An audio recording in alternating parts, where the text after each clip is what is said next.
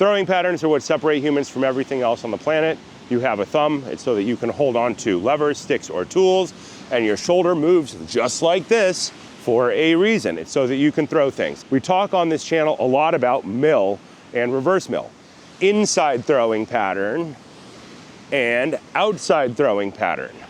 Let's talk about a combination inside-outside mill that we call the Tai Chi Mill. The Tai Chi Mill is a slightly different version of a mill. It's an alternating mill where instead of going into a side hip snap, we're gonna emphasize rotation of the spine. This movement you see in all Asian martial arts. It's called empty stance, or that's what it was called in my Shaolin School of Kung Fu. The whole point of empty stance is so you can't sweep the front leg. This is not typically done in Western martial arts because they don't sweep the front leg a lot. Boxers absolutely hate this because boxers want to keep their weight symmetrical when they go forward and back because they're not worried about anybody kicking their front ankle out from under them. You see this as a core stance in most Asian martial arts. Weight is in the back leg, weight on the front leg is light, but then they can shift forward and back without this foot carrying load. So when somebody comes up and hacks your front leg, you can shift your weight to the back. What we're doing with this club is we are loading this. We're gonna allow the club to drag us into the stretch. We're gonna be able to lean away from it to leave the weight off of our front foot and put it on our rear foot. That's why it's called empty.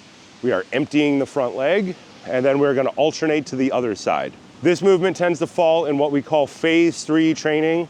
Phase 1, inside circle, outside circle, shield cast. Phase 2, 2 hands on the club, building to mill squats, and then building through all the single arm, ending at mill and reverse mill. Phase 3 is where we get more complicated than mill and reverse mill forever. Let's talk about normal mill first. Normal mill, inside mill, classic throwing pattern, throwing across our center line. Baseball, football, throwing across in boxing. It starts with inside circle, pause, behind the head, rotate, pull over, pause. Inside circle, pause, behind the head, rotate, pull over, pause. Inside circle, pause, behind the head, rotate, pull over, pause. The reverse mill is the opposite of that. Instead of moving across our center line, it moves away from our center line. Think of it like a jab in boxing. Outside, push, swing, pull, catch. Behind the head, rotate, pull over, pause. Push, swing, pull, catch. Behind the head, rotate, pull over, pause. What we're gonna do is we're gonna alternate inside and outside, but we're gonna do it with a Tai Chi twist. Let's demonstrate it, talk about it, then talk about what it's not. We're gonna start with our inside mill, inside circle. Instead of doing a circle, we're gonna go to empty. Change directions, outside, shift to empty. Inside, shift the weight to the back leg. Outside, shift the weight to the back leg. Inside, shift to the back leg. Outside, shift to the back leg. This looks easy, but most people have a huge problem changing from inside to outside. For years, people will train inside as its own movement, and they will build up to the point where they can do 100 and 100, and then they will do reverse mill for 100 and 100.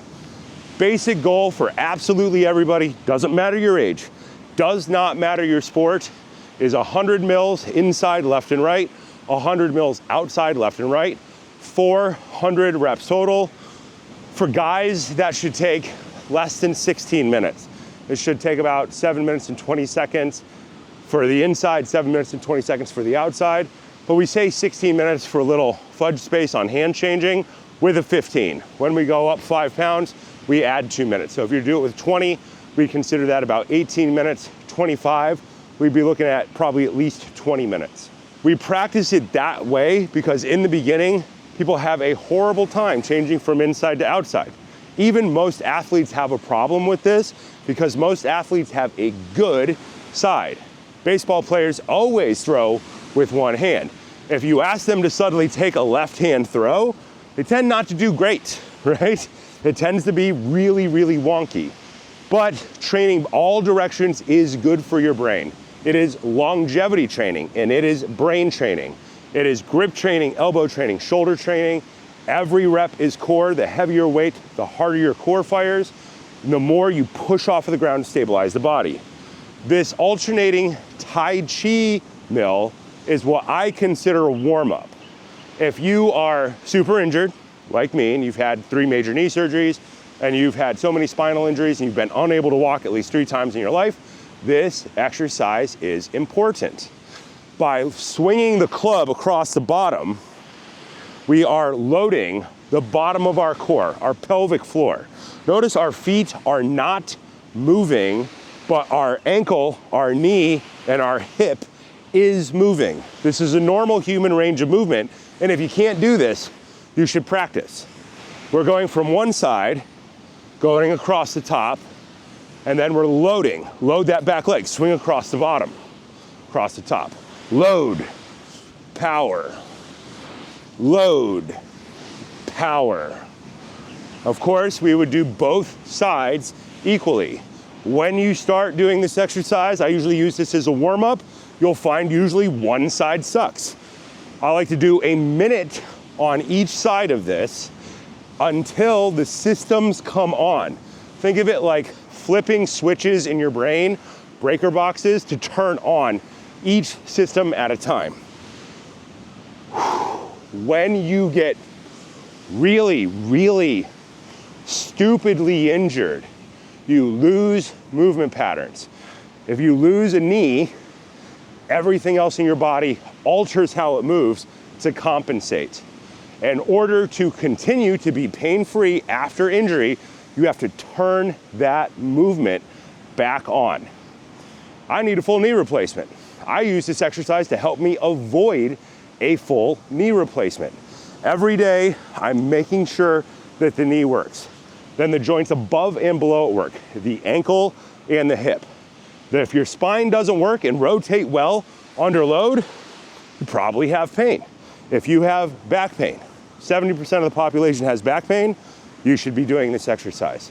7 out of 10 people everywhere in the world should be doing this exercise. When you do this exercise, you rewrite the movement every day. As you get hurt, the movement changes, and it wants to alter forever. Use this exercise to put it back the way it should be forever.